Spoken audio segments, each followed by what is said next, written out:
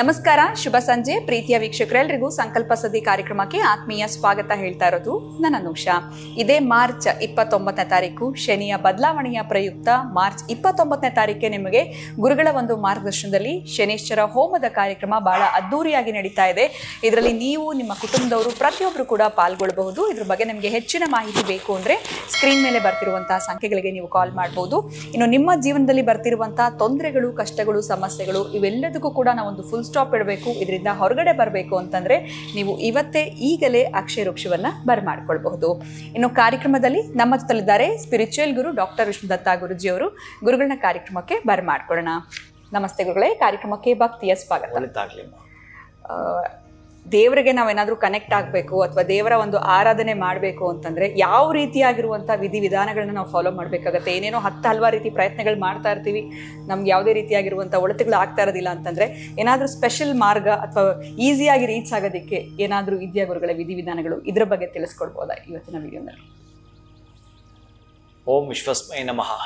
ಪ್ರೀತಿಯ ಬಂಧುಗಳೇ, ನೀವು ಕೇಳುವಂಥದ್ದು ಆರಾಧನೆಯಲ್ಲಿ ಬಹಳ ವಿಧಾನಗಳಿದ್ದಾವೆ, ಬಹಳ ಟೈಮ್ ತೆಗೆದುಕೊಳ್ಳುತ್ತೆ. ಇದು ನಮ್ಮಂಥವ್ರಿಗಾದರೆ ಸಂಪೂರ್ಣವಾಗಿ ತಾಸುಗಟ್ಟಲೆ ತೆಗೆದುಕೊಳ್ಳುತ್ತೆ. ಇನ್ನು ಬೇರೆ ಅನ್ಯ ವೃತ್ತಿ ಮಾಡ್ತಕ್ಕಂಥವ್ರಿಗೆ, ಯಾಕಂದರೆ ಅವ್ರದ್ದು ಕೂಡ ಅವ್ರಿಗೆ ಸಂಬಂಧಪಟ್ಟಾಗಿರ್ತ ಕೆಲಸಗಳ ಒತ್ತಡ ಇದ್ದಾಗ ಲಘು ಆರಾಧನೆ ಮಾಡ್ಕೊಳ್ಳೋಕ್ಕೆ 10 ನಿಮಿಷ 15 ನಿಮಿಷ ಹೀಗೆಲ್ಲ ಕೂಡ ಇದೆ. ಆದರೆ ಇದಕ್ಕಿಂತೂ ವಿಭಿನ್ನವಾಗಿ ನೀವು ಕೇಳಿದ ಹಾಗೇನೆ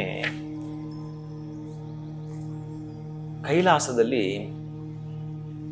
ದೇವತೆಗಳು ಕೂಡ ಕುರಿತು ಶಿವನನ್ನು ಕೇಳ್ತಾರೆ, ಸ್ವಾಮಿ ನಿನ್ನನ್ನು ಸುಲಭವಾಗಿ ಆರಾಧನೆ ಮಾಡುವಂಥ ವಿಧಾನ ಯಾವುದು ಸ್ವಾಮಿ ಅಂತ ಕೇಳಿದ್ದಾರೆ.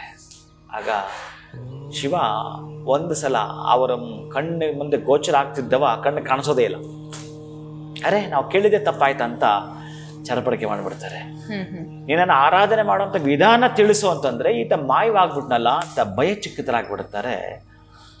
ಇದನ್ನೇ ಪದ್ಮಪುರಾಣದ ಶಿವಸ್ತೋತ್ರದಲ್ಲಿ ಹೇಳ್ತಾರೆ. ಅದು ವಿಶಿಷ್ಟವಾಗಿರತಕ್ಕಂಥದ್ದು, ಅದ್ಭುತವಾಗಿರುತ್ತೆ. ಅದಕ್ಕೆ ನಾನು ಮಂತ್ರ ಸಮೇತ ಕೊಡ್ತಾನೆ. ಮಂಡಲಾಕಾರಂ ಅಂತ ಪ್ರಾರಂಭ ಆಗುತ್ತೆ. ಆವಾಗ ಸೂರ್ಯ ಏನು ನಾವು ನೋಡ್ತೀವಿ, ನಮ್ಗೆ ಗೋಚರ ಆಗ್ತಕ್ಕಂಥದ್ದು, ನೀವೆಲ್ಲಾದರೂ ಸೂರ್ಯನ ಪುಸ್ತಕದಲ್ಲಿ ಬರೆದಿದ್ದರೆ, ಆ ಮಂಡಲಗಳನ್ನು ಬೆಳೆಸಿದ್ರೆ ನಮ್ಮ ಸೂರ್ಯ ಹೇಗೆ ಗೋಚರ ಆಗ್ತಾನೋ, ಮಂಡಲಾಕಾರಂ, ಮಂಡಲಾಕಾರದ ಒಳಗಡೆ ನೀವು ನನ್ನ ನೆನಪು ಮಾಡಿಕೊಂಡ್ರೆ ಅದೇ ಆರಾಧನೆ ಅಂತ ಹೇಳ್ತಾನೆ ಶಿವ.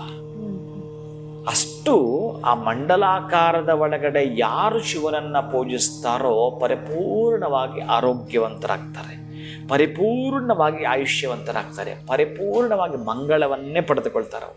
ಅಂಥದ್ದು ಶೀಘ್ರವಾಗಿ ಅಂತಂದರೆ ನಾವು ಕಣ್ಣು ಮುಚ್ಚಿಕೊಳ್ಳುತ್ತಾ ನಾವು ಮೆಡಿಟೇಷನ್ ಮಾಡ್ತಾ ಆ ಮಂಡಲಗಳನ್ನ ನೆನಪು ಮಾಡಿಕೊಳ್ಳುತ್ತಕ್ಕಂದರೆ ಯಾವ ರೀತಿ ಆ ಒಂದು ಸೂರ್ಯ ಮಂಡಲ ಇದೆಯೋ ಅಂತಹ ಮಂಡಲಾಕಾರಂ ಹಿರಣ್ಮಯಂ ರಾಜವಪುಷಂ ಅಂತಕ್ಕಂತಹದ್ದು ಹೇಗೆ ಅದು ಕಾಣ್ತಾ ಇದೆ ಅಂತಕ್ಕಂತಹದ್ದನ್ನು ಆ ಸುರುಳಿಯಾಕಾರವಾಗಿ ಇರ್ತಕ್ಕಂತಹದ್ದನ್ನು ಒಮ್ಮೆ ಗೋಚರ ಮಾಡಿಕೊಳ್ಳುತ್ತಾ ಶಿವ ಅದರ ಒಳಗಡೆ ಇದಾನಂತ ಭಾಸವಾಗ್ತಕ್ಕಂತಹದ್ದನ್ನು ಮಾಡಿಕೊಂಡು, ಅಂದರೆ ಬಂಗಾರ ವರ್ಣದವನಾಗಿರತಕ್ಕಂಥವನು, ತುಂಬ ತೇಜಸ್ಸಿನಿಂದ ಕೂಡಿರತಕ್ಕಂತಹವನು, ಅಖಂಡವಾಗಿರತಕ್ಕಂತಹ ಪ್ರಜ್ವಲಗಳಿಂದ ಇರತಕ್ಕಂತಹ ಶಿವನನ್ನು ನಾನು ಈ ಮಂಡಲದ ಒಳಗೆ ಕಾಣ್ತಾ ಇದ್ದೀನಿ ಅಂತಕ್ಕಂತಹದ್ದನ್ನೇ ನೀವು ನೋಡೋದೇ ಆದರೆ ಆರಾಧನೆ ಅಂತೆ ಶಿವ ಹೇಳುವಂಥದ್ದು.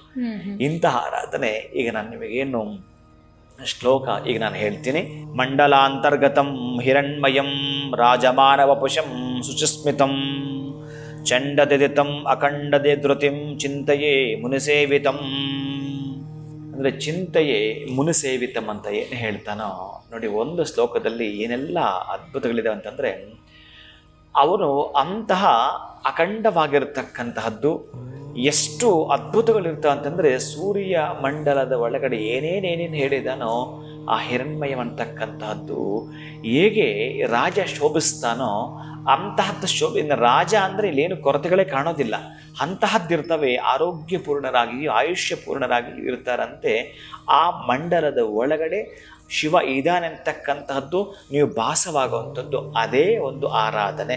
ಬಟ್ ನಮಗೆ ಪರಿಕರಗಳಿಲ್ಲ, ಮತ್ತೊಂದಿನೊಂದು ಏನೂ ಇಲ್ಲ. ಇನ್ನು ನೀವೇನಾದರೂ ಸೂರ್ಯ ಮಂಡಲವನ್ನೇ ಬಿಡಿಸಿ ಅಲ್ಲೇ ಶಿವನನ್ನು ಆವಾಹನೆ ಮಾಡ್ತೀರ ಅಂತಂದರೆ, ಯಾರಿಗಾದ್ರೂ ಆರೋಗ್ಯ ಕೆಟ್ಟೋಗಿರುತ್ತಲ್ಲ, ಆರೋಗ್ಯ ಕೆಟ್ಟೋಗಿರತಕ್ಕಂಥವ್ರು ಡಾಕ್ಟ್ರು ಕೈ ಬಿಟ್ಟುಬಿಡ್ತಾನೆ. ಸಡನ್ನಾಗಿ ಏನೋ ಆಗಿರುತ್ತೆ ಪಾಪ ಅವ್ರಿಗೆ. ಅವ್ರಿಗೆ ಗೊತ್ತಿರೋದೇ ಇದು, ಏನು ಆರೋಗ್ಯ ಕೆಟ್ಟರೆ ಮೃತ್ಯುಂಜಯ ಹೋಮ ಮಾಡಿಸ್ಬಿಡು, ಮೃತ್ಯುಂಜಯ ಜಪ ಮಾಡಿಸು, ಅದರ ಜೊತೆಗೆ ಇನ್ನು ನಮಗೆ ಗೊತ್ತಿರತಕ್ಕಂಥದ್ದು ಧನ್ವಂತರ ನಾರಾಯಣ ಹೋಮ, ಧನ್ವಂತರ ಪೂಜೆಲ್ಲ ಹೇಳ್ತೀವಿ. ಇದನ್ನು ಮೀರಿರ್ತಕ್ಕಂಥದ್ದು ಏನಾದರೂ ಇದೆಯಾ ಅಂತಂದರೆ ಇದೆ. ಈ ಸೂರ್ಯೋಪಾಸನೆ ಗೊತ್ತಿರೋರಿಗೆ ಇದು ಗೊತ್ತಿರತಕ್ಕಂಥದ್ದು. ಯಾವಾಗ ಆ ಸೂರ್ಯ ಮಂಡಲವನ್ನು ಹಾಕಿ ಅದರ ಒಳಗಡೆ ಶಿವನನ್ನು ಆವಾಹನೆ ಮಾಡಿ ಜಪ ಮಾಡ್ತಾರೋ ಶೀಘ್ರವಾಗಿ ಗುಣಮುಖವಾಗ್ತಾರೆ.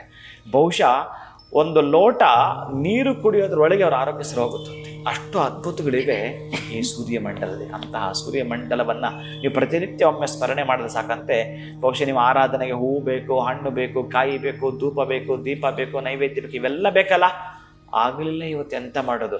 ಇದ್ದುಕೊಂಡು ಬಹುಶಃ ನಾವು ಹಾಗೇ ಮಾಡ್ತಕ್ಕಲ್ಲ. ಆದರೆ ಶಿವನನ್ನು ಆರಾಧನೆ ಮಾಡ್ತಕ್ಕಂಥ ವಿಧಿವಿಧಾನಗಳಲ್ಲಿ ಇದೂ ಕೂಡ ಅತ್ಯಂತ ಪ್ರಧಾನವಾಗಿರತಕ್ಕಂತಹದ್ದು. ಸೂರ್ಯಮಂಡಲಾಕೃತಿಯಲ್ಲಿ ನಾವು ಶಿವನನ್ನು ಆರಾಧನೆ ಮಾಡತಕ್ಕಂಥ ಅತ್ಯಂತ ಅದ್ಭುತವಾಗಿರತಕ್ಕಂತಹ ಫಲವನ್ನು ನೀಡುವಂಥದ್ದು. ಖಂಡಿತವಾಗ್ಲೂ ಗುರುಗಳೇ, ದೇವರ ಆರಾಧನೆಗೆ ಯಾವ ರೀತಿಯಾಗಿರುವಂಥ ವಿಧಿವಿಧಾನಗಳಿರುತ್ತೆ, ನಾವು ಹೇಗೆ ದೇವರಿಗೆ ಕನೆಕ್ಟ್ ಆಗಬಹುದು ಅನ್ನೋದ್ರ ಬಗ್ಗೆ ಬಹಳ ಅಚ್ಚುಕಟ್ಟಾಗಿ ತಿಳಿಸ್ಕೊಟ್ರಿ. ಧನ್ಯವಾದಗಳು ತಮಗೆ. ನಮಸ್ಕಾರ. ಹರೇ ಶ್ರೀನಿವಾಸ. ವಿಡಿಯೋನ ಮುಗಿಸುವಂತಹ ಸಮಯ ಆಗಿದೆ. ನಮಸ್ಕಾರ.